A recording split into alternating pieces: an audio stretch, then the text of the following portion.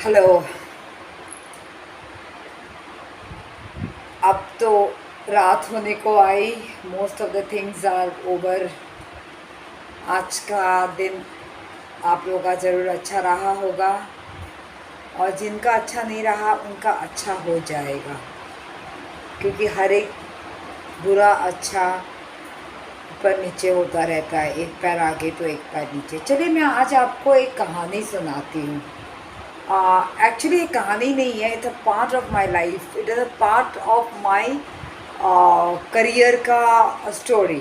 Okay. उस समय मैंने अपनी प्राइवेट प्रैक्टिस, बहुत यंग थी, मैंने प्राइवेट प्रैक्टिस ज्वाइन की थी इन सपना हेल्थ हॉस्पिटल। हम काफ़ी यंग थे। I must be something like 28, 29, 30।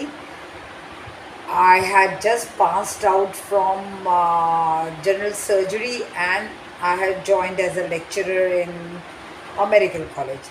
देखिए, जब हम मेडिकल रेजिडेंसी करते हैं तो वो जो करते हैं वो एक teaching, it's you're still a student, right?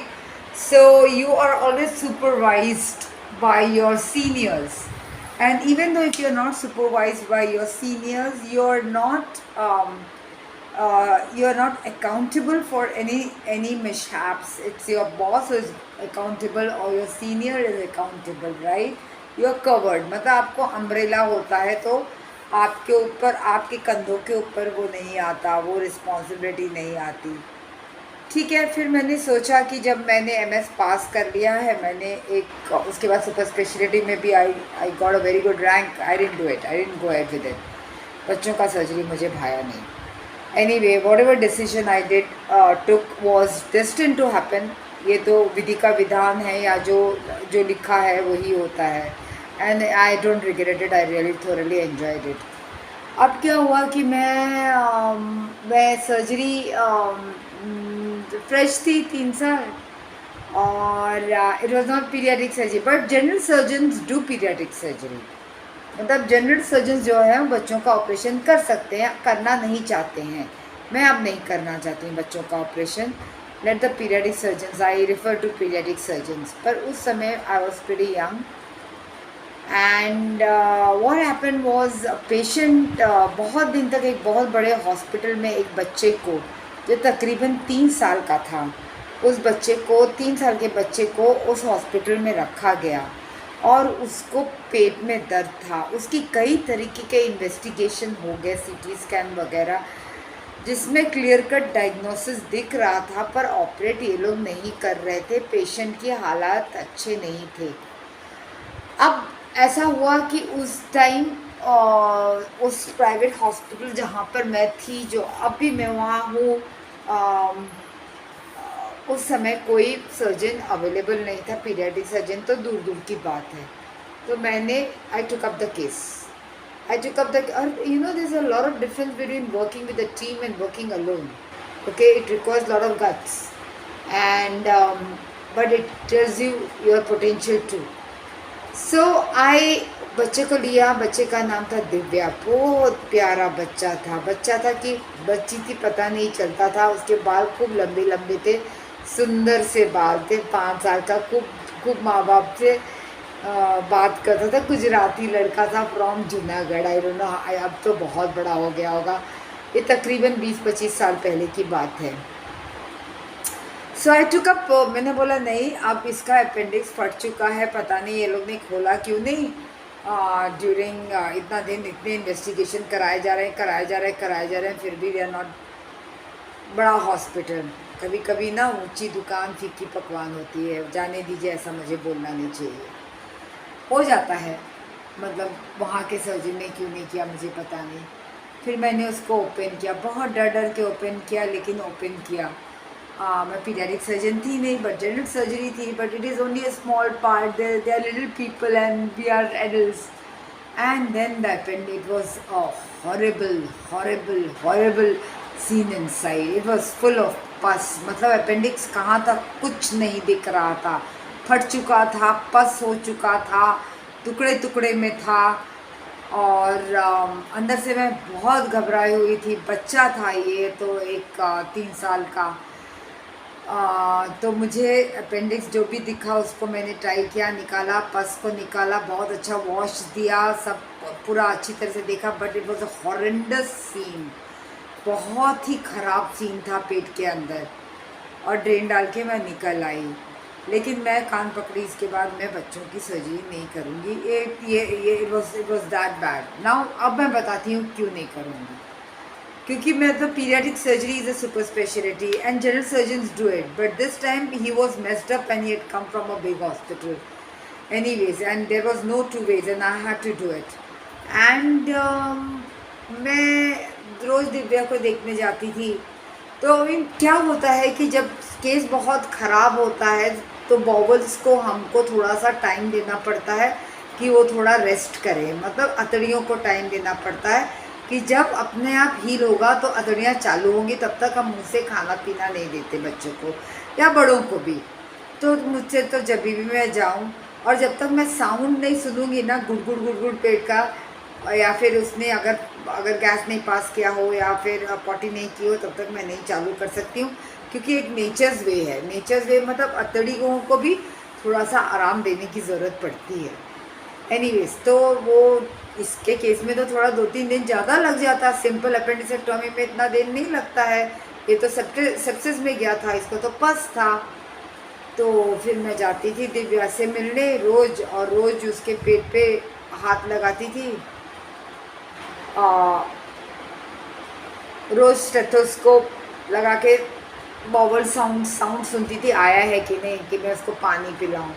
तो रोज़ मेरे को देखकर दूसरी तरफ मुड़ जाता था और अपनी माँ से माँ को डांटने लगता था जैसे ही मैं आई, और मैं उसे कुछ पूछती थी तो मेरे को जोर से बोलता था नहीं।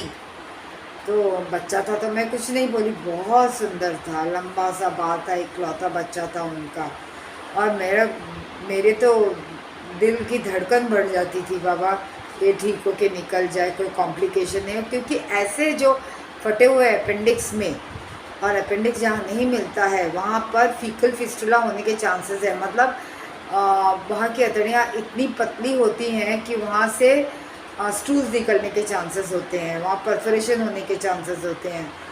तो थोड़ा सा जब मैंने जख्म देखा तो थोड़ा लाल था, तो फिर मेरे को थोड़ा डाउट आया कि कुछ और अंदर का बात तो नहीं है, लेकिन सोनोग्राफी करा के वो कुछ नहीं था, it was just a reaction of the सूचो मटीरियल। बहुत छोटा बच्चा था, लेकिन जब भी जाता था मुझसे बहुत नाराज़ रहता था, मैं बस बहुत उसे प्यार से बात करती थी, लेकिन वो बिल्कुल नाराज़ रहता था, कुछ भी आंसर बोले तो नहीं, और अपनी माँ की तरफ देखता था गुस्से में। एक तो मैंने उसका खाना पीना बंद करा दिया था, because scientifically I had to wait. Anyways I waited for him.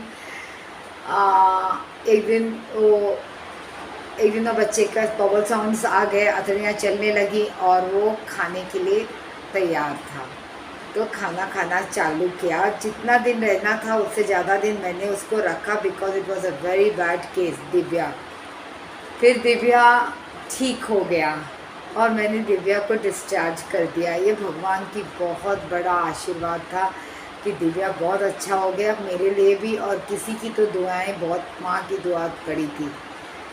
फिर दिव्या आया मुझसे मिलने, दिव्या आया मुझसे, लंबा बाल, खूबसूरत बच्चा, 3 साल का, माँ बाप इकलौता। तो उसके बाद हाँ, इसी दौरान क्या हुआ, मैंने उसके माँ बाप को पूछा इसके बाल इतने लंबे क्यों हैं। समझिए मैं ऑपरेशन करके निकली हूँ और ये सब मतलब ये सीन दर्दनाक है कि कौन से तरफ जाएगा, री एक्सप्लोरेशन की, ये ठीक हो जाएगा।